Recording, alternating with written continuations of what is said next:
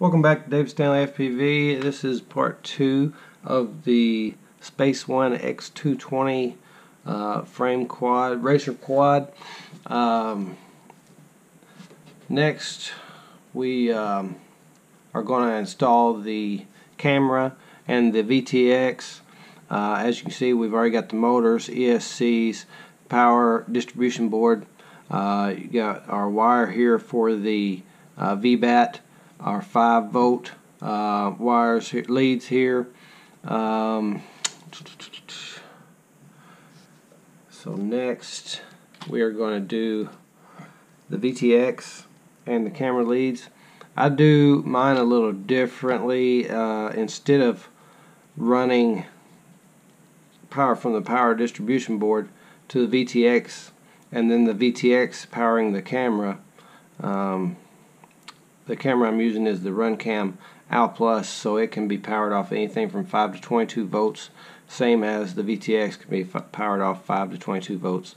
So I just connect my VTX to the power board and my camera to the power board, and the only thing I run between them is the signal wire.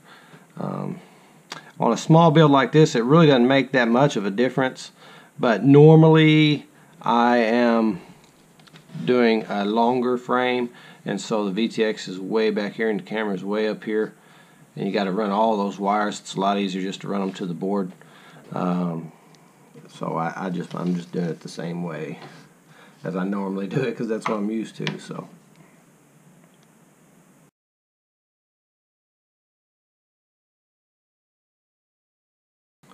this black sheep Unify Pro HV VTX here is great. I mean, since I've had it, I've went behind concrete buildings, went behind lines of like 15 pine trees in a row, and not even got a flicker on my screen yet. Just, I mean, it's amazing. Not only that, but you can plug it into a 5 or up to 22 volt, you know, up to a 5S. I'm sorry, 6S actually. Let me see here. Let's go ahead and hook this up. And you don't have to worry about powering up and not having your antenna on and burning up your VTX with this. It's fine. It won't burn it up. If you accidentally power, you could power it up and run a race with it without an antenna on it, and it wouldn't hurt it, which is just another plus. How many people have burned up VTXs that exact same way by hitting that power button, plugging that battery in, and not having an antenna on, and then boom, 25-30 bucks gone. Or have a bad crash and knock your antenna off while it's still powered up, and boom, it's burnt. You don't have to worry about none of that with this one.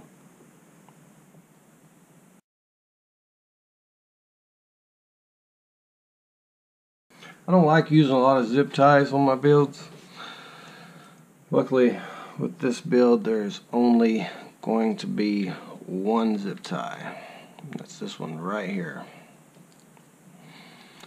Zip ties cause wind noise, plus they don't look that great.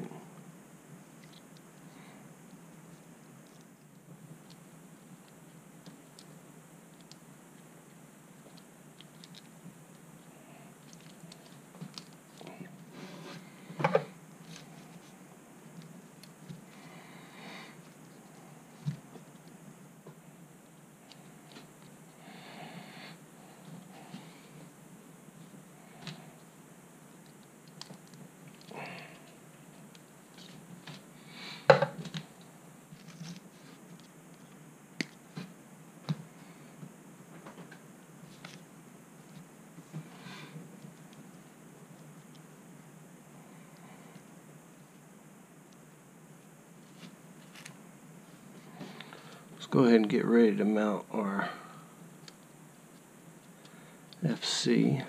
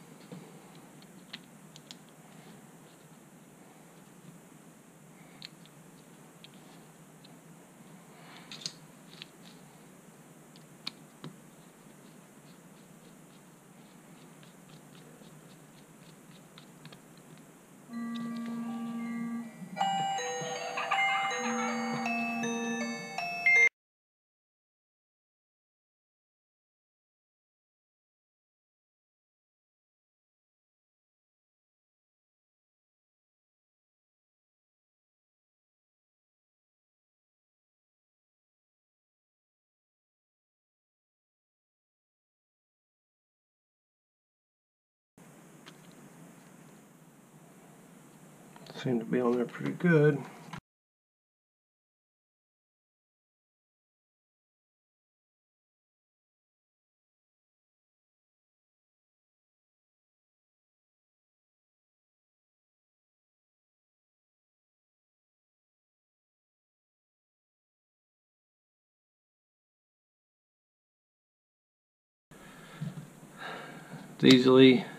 You can easily take it off.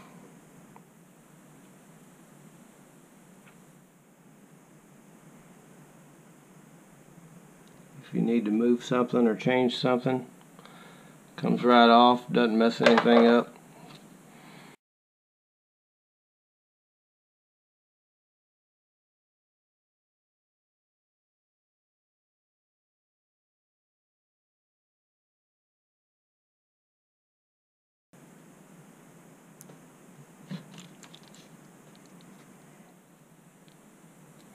I did notice you need to move it out all the way to the front edge if you have very much of an angle at all. I usually run about 30 to 35 degrees, and so I had to move it out to the very last hole.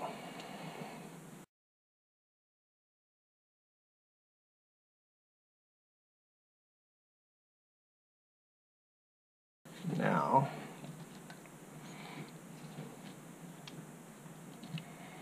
what I did for my receiver, got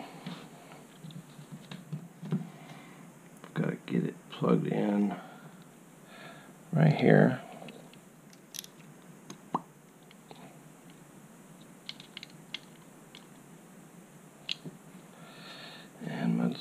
tree is right here.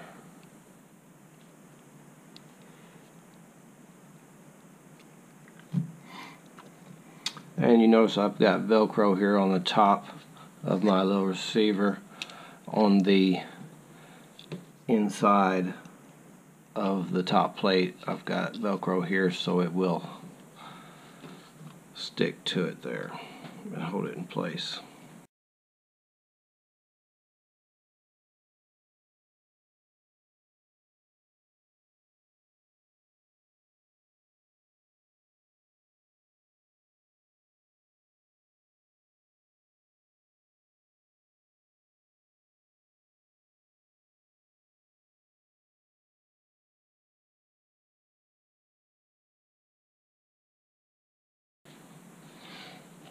And we are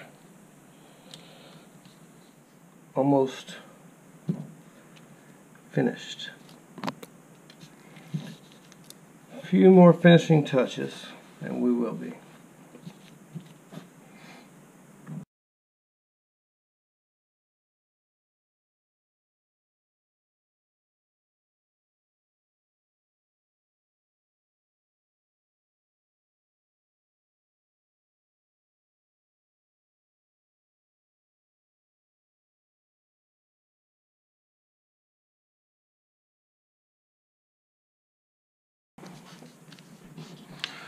I'll go ahead and mount this VTX antenna without smashing radio antennas.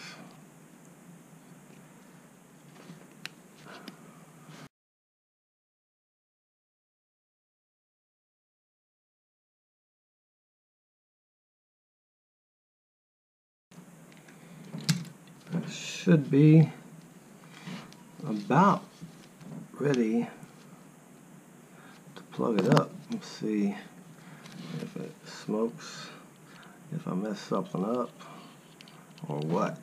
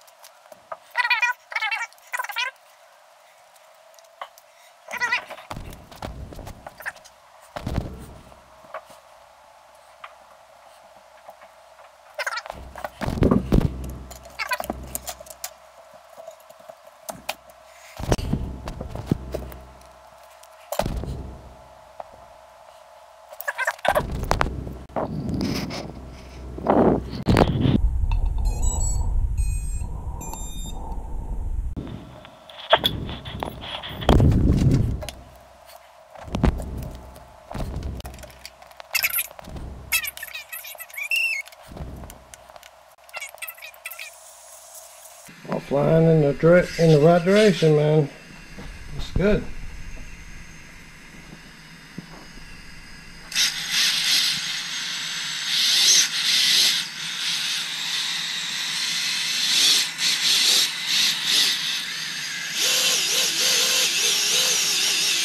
System on, ready to fly.